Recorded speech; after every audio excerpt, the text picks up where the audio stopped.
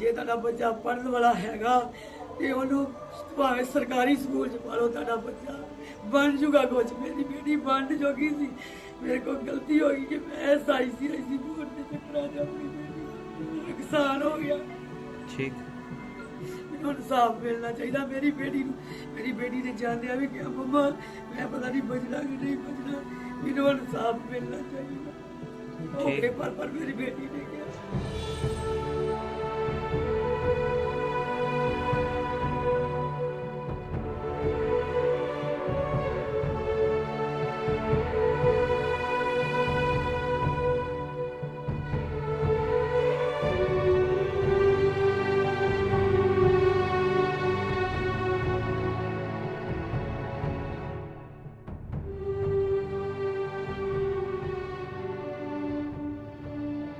जी sir, क्या मामला जो 17 वर्षीय लड़की ने सुसाइड किया, स्कूल का नाम? हमारे मुख्य अफसर थाना सदर को एक इन्फॉर्मेशन मिली थी कि फोर्टिस हॉस्पिटल में कोई जहरीली दवाई के कारण लड़की की मौत हो गई है। जो हमें हमारे SHO वहाँ पे तुरंत मौके पर पहुंचे और उन्होंने लड़की के पिता हरविंदर सिंह के बयान पर FIR number 115 under section 108 BNS दर्ज रजिस्टर की है।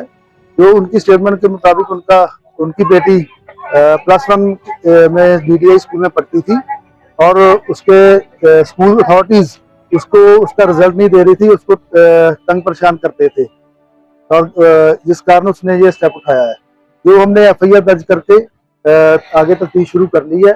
जो दोषियों को जल्द से जल्द रेड करके हमारी टीमें अलग अलग बनी हुई है, गिरफ्तार किया जाएगा। जी ਤੁਹਾਡਾ सरबजीत कौर। ਕੀ ਗੱਲ ਹੋਈ ਹੈ ਜੀ ਜਿਹੜੀ ਤੁਹਾਡੀ ਬੇਟੀ ਨੇ ਇਹ ਕਦਮ ਚੁੱਕਿਆ? मेरी बेटी DDIS इंटरनेशनल स्कूल फतेहगढ़ चूड़ियां पढ़ती सी। शुरू स्टार्ट तो 4th क्लास तो इतने पढ़ती आ रही है। शुरू तो ही मेरी बेटी 89, 88, 86% सारी क्लास मेरी धी लैंदी रही है नंबर। हुण मेरी बेटी 10th दे विचों 82% नंबर लए आ ते +1 ਦਾ ਤੋਂ ਬਾਅਦ ਉਹਨਾਂ ਨੇ ਜੇ ਸਾਡਾ ਬੇਟੀ ਮੇਰੀ ਦਾ ਰਿਜ਼ਲਟ ਸਾਨੂੰ ਅਜੇ ਨਹੀਂ ਸੀ ਦਿੱਤਾ ਸਕੂਲ ਵਾਲਿਆਂ ਨੇ।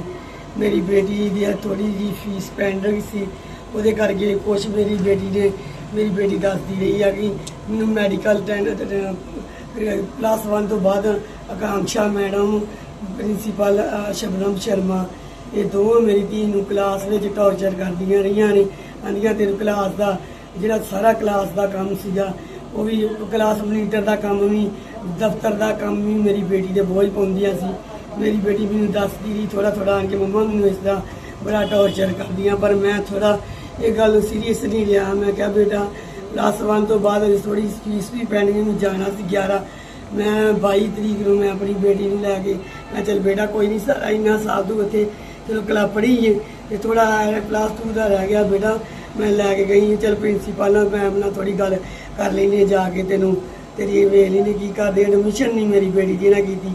ਹੁਣ ਤੇ ਮੈਡਮ ਆਕਾਂक्षा 22 ਮਈ ਨੂੰ ਫੋਨ ਅਨਨੋਨ ਨੰਬਰ ਤੋਂ ਆਕਾਂक्षा ਮੈਡਮ ਨੇ ਫੋਨ ਕੀਤਾ ਕਿ ਤੁਹਾਡੀ ਬੱਚੀ ਦਾ ਅਸੀਂ ਨਾਂ ਕਰ ਦਿੱਤਾ ਸਕੂਲ ਵਿੱਚੋਂ ਤੇ ਤੁਸੀਂ ਸਾਨੂੰ ਫੀਸ ਸਾਡੇ ਸਕੂਲ ਦੀ ਦੇ ਦਿਓ, ਤੁਹਾਡਾ ਬੱਚਾ ਸਕੂਲੇ ਨਹੀਂ ਆਉਣਾ ਚਾਹੀਦਾ। ਮੈਂ ਸਪੀਕਰ ਆਉਣ 'ਤੇ ਫੋਨ ਸੀ, ਮੇਰੀ ਬੇਟੀ ਨੇ ਉਹ ਵੀ ਸੁਣ ਲਿਆ। ਮੇਰੀ ਬੇਟੀ ਉਹ ਵੀ ਟੈਨਸ਼ਨ ਲੈ ਗਈ। ਉਸ ਤੋਂ ਬਾਅਦ ਮੈਂ 22 ਮਈ ਨੂੰ ਉਹਨੂੰ ਸਕੂਲ ਲੈ ਕੇ ਗਈ ਹਾਂ। ਨਹੀਂ ਮੰਮਾ ਉਹਨਾਂ ਨੇ ਅੱਗੇ ਮੈਨੂੰ ਇੰਨਾ ਟੌਰਚਰ ਕੀਤਾ, ਉਹਨਾਂ ਬੇਇੱਜ਼ਤੀ ਕਰਦੀ। ਮੰਮਾ ਰਸਤੇ 'ਚੋਂ ਮੁੜ ਕੇ ਘਰ ਆ ਗਈ ਹੈ ਮੇਰੀ ਬੇਟੀ ਨਹੀਂ ਗਈ ਘਰ ਆਣ ਕੇ। ਉਹਨੇ ਇਸ ਤਰ੍ਹਾਂ ਮੈਂ ਬੈਠੀ ਆ, ਘਰੇ ਆਣ ਕੇ ਬੈਠੀ ਆ, ਬੈਠ 'ਤੇ ਬੈਠ ਗਈ ਆ ਚੁੱਪ ਕਰਕੇ। ਤੇ ਮੈਨੂੰ ਮੈਂ ਕਿਹਾ ਥੋੜ੍ਹੀ ਜਿਹੀ ਜਾਂਦੀ ਪਹਿਲਾਂ ਸਿਰ ਪੀੜ, ਮੰਮਾ ਮੇਰਾ ਸਿਰ ਦਰਦ ਹੁੰਦਾ। ਮੈਂ ਚਲ ਮੈਡੀਸਨ ਤੇ ਡਾਕਟਰ ਕੋਲ ਲੈ ਕੇ ਦਿੰਦੀ ਹਾਂ। ਮੈਨੂੰ ਨਹੀਂ ਪਤਾ ਕੀ ਮੈਂ ਅੰਦਰ ਬੈਠੀ ਪਤਾ ਨਹੀਂ ਕਿੱਥੋਂ ਅਸੀਂ ਥੋੜ੍ਹੀ ਜਿਹੀ ਘਾਹ ਵਾਸਤੇ ਸਪਰੇਅ ਲਿਆਂਦੀ ਹੋਈ ਸੀ।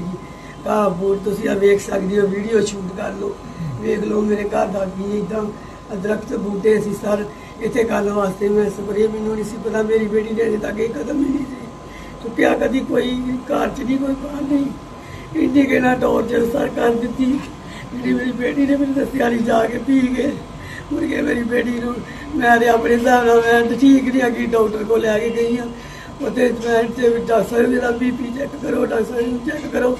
ਫਿਰ ਮੈਨੂੰ ਆਂਦੀ ਮੰਮਾ ਮੇਰੇ ਕੋਲ ਗਲਤੀ ਹੋ ਗਈ, ਮੰਮਾ ਮੈਂ ਆ ਪੀ ਲਈ ਆ, ਮੈਂ ਦਵਾਈ ਪੀ ਲਈ ਆ।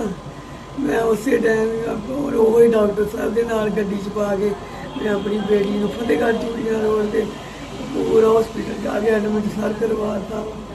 ਉੱਥੇ 2 ਦਿਨ ਟ੍ਰੀਟਮੈਂਟ ਚੱਲਿਆ, ਮੁੜ ਕੇ ਠੀਕ ਠਾਕ ਹੋ ਗਈ ਆ। ਇੱਕ ਦਿਨ ਅਸੀਂ ਘਰ ਲੈਂਦਾ, ਉਸ ਤੋਂ ਬਾਅਦ ਥੋੜੀ ਜਿਹੀ ਪ੍ਰੋਬਲਮ ਹੋਈ ਆ। ਫਿਰ ਅਸੀਂ ਕਚਹਿਰੀ ਰੋਡ ਦੇ ਉੱਪਰ ਹਸਪੀਟਲ ਆ, ਅਸੀਂ ਉੱਥੇ ਐਡਮਿਟ ਕਰਵਾਇਆ, ਉੱਥੇ ਟ੍ਰੀਟਮੈਂਟ ਚੱਲਿਆ। ਉਸ ਤੋਂ ਬਾਅਦ ਸਾਨੂੰ ਉਹਨਾਂ ਨੇ ਸਕੋਰ 'ਚ ਰੈਫਰ ਕਰਤਾ, ਉੱਥੇ ਮੇਰੀ ਬੇਟੀ ਦਾ ਟ੍ਰੀਟਮੈਂਟ ਚੱਲਿਆ। ਉਸ ਤੋਂ ਬਾਅਦ ਸਟਾਫ ਸਾਡੇ ਕੋਲ ਪਹੁੰਚਿਆ ਨਹੀਂ ਆ, ਇੰਨਾ ਕੁਝ ਹੁੰਦਾ ਰਿਹਾ। ਸਟਾਫ ਦੇ ਇੱਕ ਵਾਰ ਨਹੀਂ ਆਣ ਕੇ ਪੁੱਛਿਆ ਵੀ ਤੁਹਾਡੇ ਨਾਲ ਕੀ ਬਣਿਆ ਵਾ। ਮੁੜ ਕੇ ਉਸ ਦਿਨ 25 ਤਰੀਕ ਨੂੰ ਜਿਸ ਦਿਨ ਮੇਰੀ ਬੇਟੀ ਦੀ ਡੈਥ ਹੋਈ ਆ, ਸਟਾਫ ਉਸ ਦਿਨ ਉੱਥੇ ਸਕੋਰ ਹਸਪੀਟਲ ਗਿਆ। ਮੇਰੀ ਬੇਟੀ ਨੇ ਜਾ ਕੇ ਪੁੱਛਿਆ ਵਾ, ਤੇਰੇ ਸਟਾਫ ਆਏ ਆ ਤੇ ਬੇਟਾ ਤੈਨੂੰ ਮਿਲਣਾ? ਨਹੀਂ ਮੰਮਾ ਬਿਲਕੁਲ ਨਹੀਂ ਮੈਂ ਮਿਲਣਾ, ਮੇਰੇ ਬੱਤੇ ਨਾਲ ਕਾਂਕਸ਼ਾ ਮੈਡਮ ਤੇ ਪ੍ਰਿੰਸੀਪਲ ਮੇਰੇ ਬੱਤੇ ਨਾਲ ਲੱਗਣ। ਸਰ ਚੰਗੀ ਬੜੀ ਮੇਰੀ ਬੇਟੀ ਡਾਇਲਿਸਿਸ ਹੋਣੀ ਸੀ ਛਾਤੀ ਦੀ, ਉਸੇ ਉੱਤੇ ਬੜੀ ਮੇਰੀ ਬੇਟੀ ਨੇ ਪਤਾ ਨਹੀਂ ਕੀ ਟੈਨਸ਼ਨ ਇਹਨਾਂ ਦੀ ਲੱਲੀ, ਮੇਰੀ ਬੇਟੀ ਉਸੇ ਵੇਲੇ ਖਤਮ ਹੋ ਗਈ ਸਰ। ਹੁਣ ਸਿੱਖਿਆ ਮੰਤਰੀ ਹਰਜੋਤ ਬੈਂਸ ਹੋਣਾ ਨੇ ਵੀ ਕਿਹਾ ਹੈ ਕਿ ਸਕੂਲ ਦੇ ਖਿਲਾਫ ਕਾਰਵਾਈ ਹੋ ਰਹੀ ਹੈ। ਸਕੂਲ ਪੁਲਿਸ ਨੇ ਵੀ ਪਰਚਾ ਦਰਜ ਕਰਤਾ ਹੈ। ਕਿਸ ਤਰ੍ਹਾਂ ਦੇਖਦੇ ਪੁਲਿਸ ਦੀ ਇਸ ਕਾਰਵਾਈ ਨੂੰ? ਕੀ ਲੱਗਦਾ ਹੈ ਕਿ ਕਿਸ ਤਰੀਕੇ ਦਾ ਇਨਸਾਫ ਮਿਲਣਾ ਚਾਹੀਦਾ ਤਾਂ ਜੋ ਕਿ ਤੁਹਾਡੀ ਬੇਟੀ ਨੂੰ ਇਨਸਾਫ ਮਿਲ ਸਕੇ? ਅਸੀਂ ਤੇ ਆਨੇ ਅਸੀਂ ਤੇ ਪੁਲਿਸ ਦੇ ਵੀ ਪਰਚੇ ਵੀ ਹੋ ਗਏ ਆ, ਉਹ ਕਾਰਵਾਈ ਕਰਦੇ ਵੀ ਪਏ ਆ। ਅਸੀਂ ਤੇ ਆਨੇ ਚੰਗੀ ਤਰ੍ਹਾਂ ਕਾਰਵਾਈ ਕਰਨ, ਮੇਰੀ ਬੇਟੀ ਨੂੰ ਇਨਸਾਫ ਦਿਵਾਉਣ। ਸਕੂਲ ਵੀ ਬੰਦ ਹੋਣਾ ਚਾਹੀਦਾ ਸਰ। ਕਦੀ ਬੱਚੇ ਨੂੰ ਇਹੋ ਜਿਹੇ ਮੈਂ ਤਾਂ ICSE ਬੋਰਡ ਕਰਕੇ ਮੈਂ ਆਪਣੀ ਬੱਚੀ ਪੰਜਾਬ ਬੋਰਡ 'ਚ ਪੜ੍ਹਾ ਲੈਂਦੀ, ਮੇਰੀ ਬੱਚੀ ਬਚ ਜਾਂਦੀ, ਇੰਟੈਲੀਜੈਂਟ ਮੇਰੀ ਬੱਚੀ। ਪਰ ਮੈਂ ਕਿਹਾ ਚਲੋ ਬੇਟਾ ਸਾਰਾ ਸਹੀ ਨਾ ਪੜ੍ਹੇ ਹੋ, ਲਾਸਟ ਹੈਗਾ ਮੈਂ ICSE ਬੋਰਡ ਕਰਕੇ ਮਰ ਗਈ ਸਰ। ਮੈਂ ਤੇ ਇਹੀ ਮੰਗ ਕਰਦੀ, ਬੱਚਾ ਆਪਣਾ ਇਹ ਤੁਹਾਡਾ ਪੜ੍ਹਨ ਵਾਲਾ ਬੱਚਾ ਆ, ਮਾਂ ਪਿਓ ਨੂੰ ਪਤਾ ਹੁੰਦਾ ਕਿ ਸਾਡਾ ਬੱਚਾ ਪੜ੍ਹਨ ਵਾਲਾ। ਜੇ ਤੁਹਾਡਾ ਬੱਚਾ ਪੜ੍ਹਨ ਵਾਲਾ ਹੈਗਾ ਤੇ ਉਹਨੂੰ ਭਾਵੇਂ ਸਰਕਾਰੀ ਸਕੂਲ 'ਚ ਪਾ ਲਓ, ਤੁਹਾਡਾ ਬੱਚਾ ਬਣ ਜੂਗਾ ਕੁਛ। ਮੇਰੀ ਬੇਟੀ ਬਣ ਜੋਗੀ ਸੀ, ਮੇਰੇ ਕੋਲ ਗਲਤੀ ਹੋ ਗਈ ਕਿ ਮੈਂ ICSE ਬੋਰਡ ਦੇ ਚੱਕਰਾਂ 'ਚ ਆਪਣੀ ਬੇਟੀ ਦਾ ਨੁਕਸਾਨ ਹੋ ਗਿਆ। ਠੀਕ, ਮੈਨੂੰ ਇਨਸਾਫ ਮਿਲਣਾ ਚਾਹੀਦਾ ਮੇਰੀ ਬੇਟੀ ਨੂੰ। ਮੇਰੀ ਬੇਟੀ ਨੇ ਜਾਣਦਿਆਂ ਵੀ ਕਿਹਾ ਮੰਮਾ ਮੈਂ ਪਤਾ ਨਹੀਂ ਬਚਣਾ ਕਿ ਨਹੀਂ ਬਚਣਾ, ਮੈਨੂੰ ਇਨਸਾਫ ਮਿਲਣਾ ਚਾਹੀਦਾ। ਪਰ ਮੇਰੀ ਬੇਟੀ ਨੇ ਕਿਹਾ